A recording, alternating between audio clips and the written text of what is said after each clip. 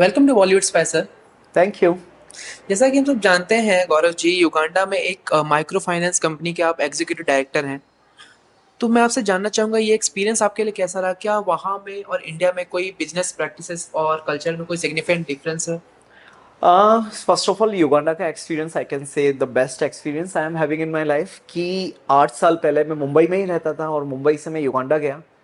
पहली African country थी जहां मैं शिफ्ट हुआ, तो लोगों के मिक्स एंड मैच रिव्यू होते थे कि अफ्रीका जा रहा है, सेफ है या नहीं है। बट वो वहाँ जाकर समझ में आया कि ऐसा नहीं है कि सारी अफ्रीकन कंट्रीज डेंजरस होती हैं।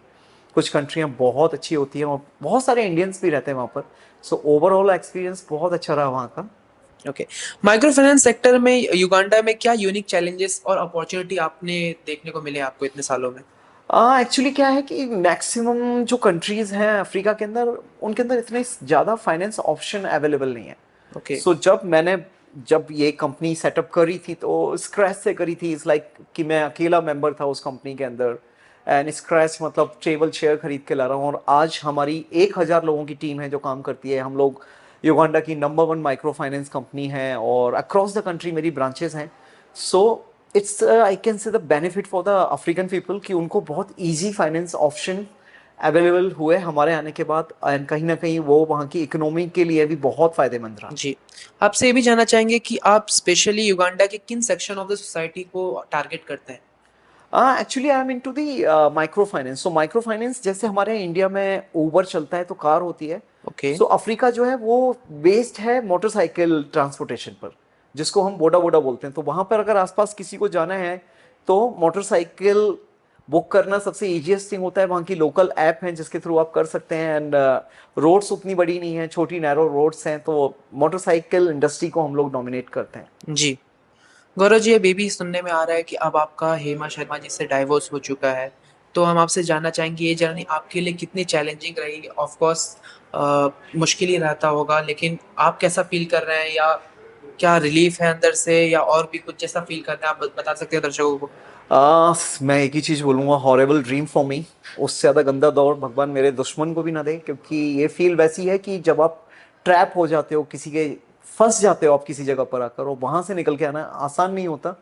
बट थैंक यू बोलूंगा मैं मेरे फ्रेंड सर्कल को, मेरे रिलेटिव्स को, जिन्होंने उस गंदे वाले टाइम पे मेरा साथ दिया, और कहीं ना कहीं उन लोगों ने मेरी जान ही बचाई थी।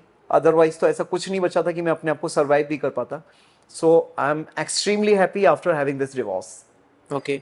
रिपोर्ट में ये भी कहा जा रहा है कि हेमा जी ने आपसे फाइनेंशियल डिमांड कर रही थी। आप इस बारे में क्या कहना चाहेंगे? बिल्कुल ठीक कहा आपने। जो मैंने पीछे अक्टूबर के मंथ में जब वो बिग बॉस से आए थे, मैंने बताया था कि वो मुझसे 2.5 करोड़ रुपए मांग रहे हैं, पर उन्होंने ओ। डिनाई किया। बट जब मैंने उनको वो पैसा नहीं दिया, तो अभी भी उन्होंने एक मुंबई के अंदर फैमिली कोर्ट में केस डाला है मेरे ऊपर डोमेस्टिक वायलेंस का। एंड अब मेरे पास प्रूफ है जहां पर वो मुझसे रिटर्न में 1.5 करोड़ रुपीज का एक अमाउंट मांग रहे हैं और 5 लाख रुपए महीने का मेंटेनेंस मांग रहे हैं। ओके। आपने पब्लिकली अपने बेटे की कस्टडी के लिए फाइट करने की बात कही है। आपका नेक्स्ट स्टेप क्या होगा? क्या आप इंडियन जुडिशरी से क्या उम्मीद रखते हैं? कितनी उम्मीद रखती है? पहला पहला पड़ाव था कि मैं अपना डिवोर्स ले सकूं, तो आज की डेट में डिवोर्स फाइनल हो चुका है और लीगली मैं सेपरेटेड हूं। दूसरा एक और केस मेरा चल रहा है, उसके अंदर बच्चे की कस्टडी है। तो वेट कर रहा हूं कि कोर्ट मेरी साइड की गुहार सुने। मैंने उनको काफ़ी सारे एविडेंस भी दिए हैं कि मेरे को बच्चा क्यों चाहिए। सो बस एक बार वेट है, जो इंडिया का कानून जो भी डिसीजन देगा मैं उसको करूंगा। बट हाँ, बेटे के लिए मेरी लीगल फाइट जारी है। जी, आपने ये भी कहा था कि हेमा जी आपके बेटे को प्ले स्कूल जाने से दूर रखती थी, नहीं भेजती थी, और एक पिता होने के नाते आप कितना ये बहुत चैलेंजिंग रहता होगा कि अपने बेटे से दूर रहना, ना मिल पाना। कैसा माहौल रहा? कैसे फेस किया आपने ये सब?